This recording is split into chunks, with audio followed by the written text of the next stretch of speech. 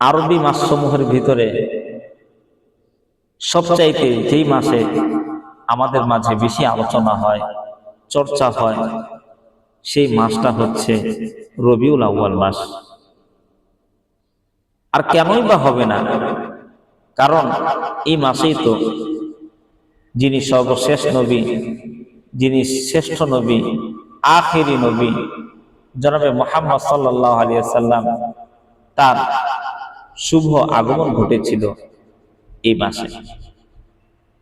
তাই তো আল্লাহ পাক আমাদেরকে যত নিয়ামত রাজি দিয়েছেন, এর মধ্যে অন্যতম একটা নিয়ামত হচ্ছে যে আল্লাহ পাক আমাদেরকে দয়া করে এই শেষ নবীর, আমাদের আখির নবী জনাবে মুহাম্মদ সাল্লাল্লাহু আলাইহি ওয়াসাল্লামের উম্মত বানিয়েছেন, যার পরিচয় আমরা পরিচিত, অর্থাৎ শ্রেষ্ঠ নবীর শ্রেষ্ঠ উম্মত।